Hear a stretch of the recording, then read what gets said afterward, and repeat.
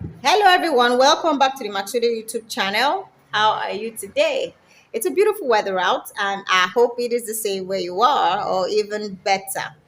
Okay, so today it's a sharp one. It's a tip and trick or I don't know what else you want to call it, but yeah, it helps with your dressmaking, skirt making, and blouse making that require that you use this ribbed stitches, crochet ribbed stitches in addition to other types of stitches. All right, so for this particular garment, the ribbed part is the base of the blouse, is the base of the blouse, because remember that this ribbed part could form the top of a skirt. It could also form the middle part of a full dress. So after you work the rib, you can walk up and walk down.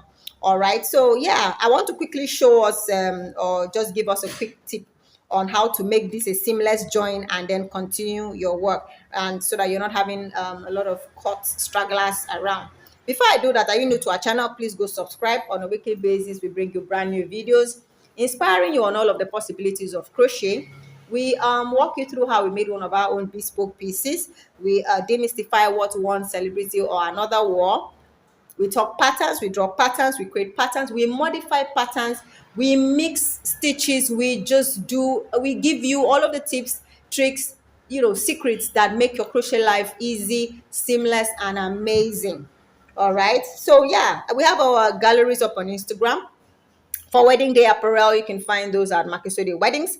And then for our everyday casuals, corporates, accessories and the likes, you can find those at Makisode Models. Do well to follow, do well to like, do well to leave a nice comment, and do well to share our content.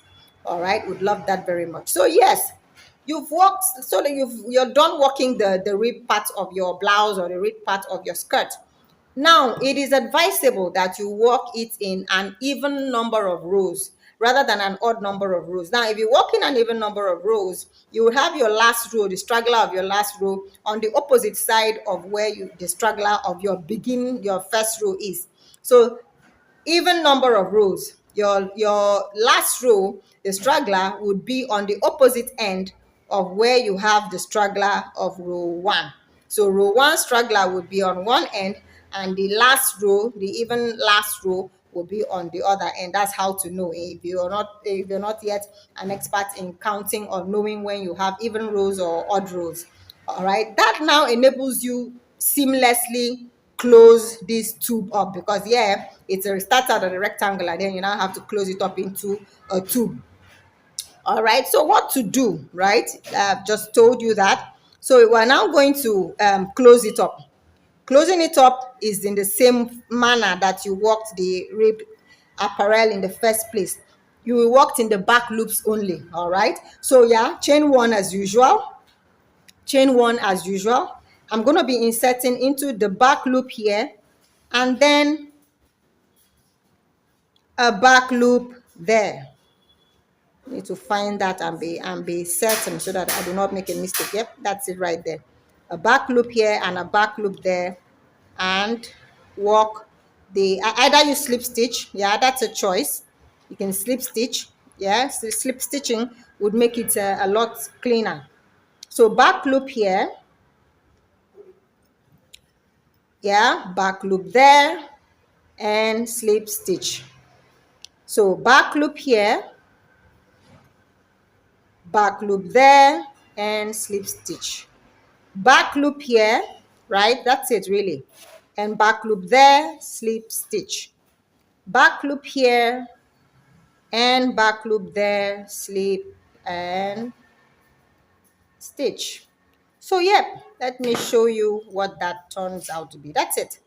You can see that it is seamless. It almost looks like the rest of the rows, right?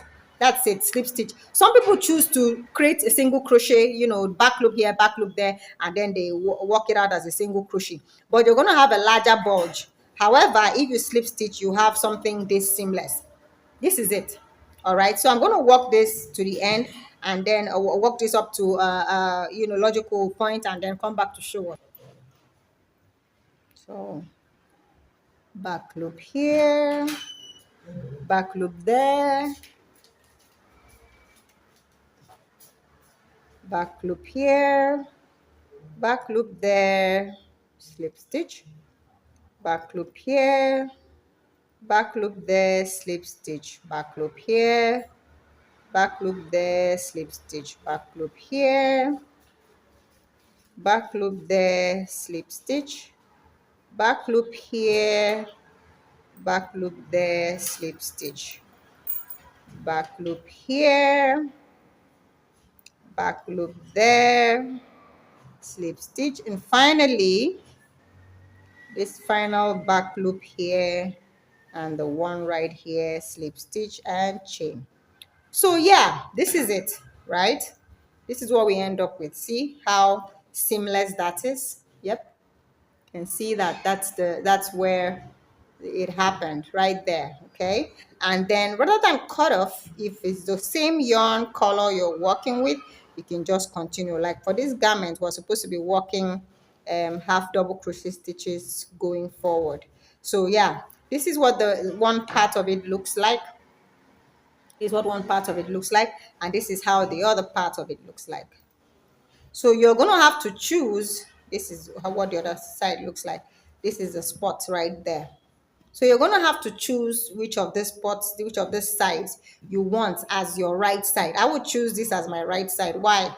It is looks really seamless. You will not know. Now, this is what enables you know where that joining happened. However, here, it's a little bit more conspicuous, even though not gravely conspicuous. You can see that. So yeah, that's it. And so you now continue. You work your whatever stitch type you're supposed to work, whether you're working down or you're working up, yeah, depending on what you're doing. Yep, that's it. Thank you so much for watching. Remember to subscribe, and bye for